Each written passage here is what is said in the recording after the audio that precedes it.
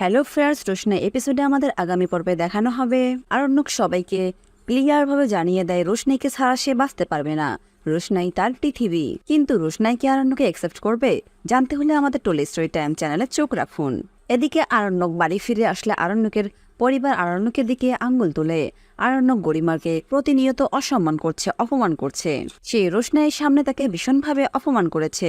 গরিমা বলে উঠল, আচ্ছা আরণ্যক, তুমি কি আমাকে কখনো হ্যাপি রাখতে পারবে না? তোমার জীবনে কি আমার কোনো জায়গা নেই? উত্তরে আরণ্যক বলে উঠল, না, আমার জীবনে তোমার কোনো জায়গা নেই। আমার জীবনে শুধু একজনেরই জায়গা হচ্ছে, সে হচ্ছে রোশনাই। আর হ্যাঁ, তুমি যদি আমার সাথে আনহ্যাপি থাকো তাহলে আমাদের সেপারেট হওয়াটাই ভালো। তখন আরণ্যকের মা বলে উঠল, বাদশা, তোমার এই কথাগুলো বলতে একটু লজ্জা হচ্ছে না? আরণ্যক বলে উঠল, না, লজ্জা হচ্ছে না, কারণ রোশনাইয়ের প্রতি আমার একটা কর্তব্য আছে।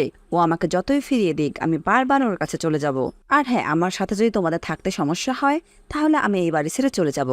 আরণ্যকের মা বলল, বাচ্চা, তুমি বাড়ি ছেড়ে চলে যাবে মানে? ও ওই রোশনাইয়ের কাছে যাবে? আরণ্যক তার বাবাকে বলল, বাবা, তুমি যে সত্যিটাকে চাপা দিয়ে মিথ্যে নিয়ে লড়াই করছো না, সেটা কোনোদিনও তুমি জিততে পারবে না। আরণ্যকের বাবা বলল, সেটা কোর্টেই দেখা যাবে। আমি কিভাবে কি প্রমাণ করি সেটা কোর্টেই সবাই বুঝবে।